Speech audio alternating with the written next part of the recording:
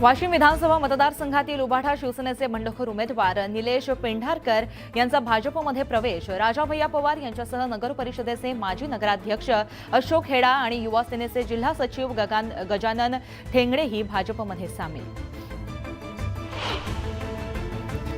सिंधुदुर्ग जिल्ह्यातील 921 मतदान केंद्रावर एकूण 6,78,928 मतदार आपला मतदानाचा अधिकार बजावणार। 12,316 युवा मतदार पहिल्यांदा मतदानाचा अधिकार बजावणार। बारामतीत मतदान प्रक्रियेसाठी प्रशासकीय यंत्रणा सज्ज, मतदान केंद्रावर ईव्हीएम घेऊन जाण्याची जय्यत तयारी सुरू। नाशिक जिल्ह्यातील मतदानासाठी 511 एसटी बसेस आरक्षित, 60 केंद्रांसाठी खासगी वाहनाची व्यवस्था, दैनंदिन प्रवासी वाहतुकीसाठी बसेसचा तुटवडा निर्माण होणार। बीड शहरामध्ये विद्यार्थ्यांनी जनजागृती रॅली काढत केली मतदान जागृती। 1,500 विद्यार्थ्यांनी मानवी साखळीनं तयार केला बीड जिल्ह्यातील 6 मतदारसंघाचा नकाशा। कोल्हापुरात विधानसभेच्या 10 जागांसाठी मतदान, 3,452 मतदान केंद्रावर ईव्हीएम मशीनसह कर्मचारी दाखल, जिल्हा प्रशासन सज्ज।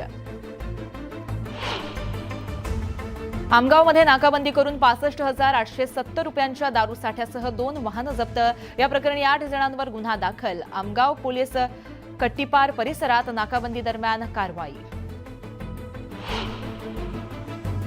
गुहागर विजापूर हायवेवरील गणेश खिंड इथं निवडणुकांच्या पार्श्वभूमीवर वाहनांची तपासणी, चिपळूणहून गुहागरकडे जाणाऱ्या खासगी वाहनांमध्ये 95,000 रुपयांची रक्कम जप्त, गाडी चालकाकडे कोणतीही हिशोब नसल्याचं आलं समोर, त्यामुळे रक्कम जमा।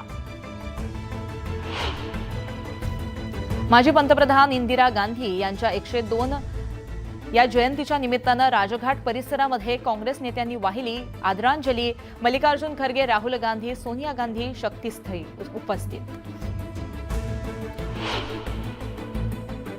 ब्राझीलच्या रियो द जानेरो शहरामध्ये G20 राष्ट्रगटाचं शिखर संमेलन, पंतप्रधान मोदींकडून एक व्हिडिओ शेअर।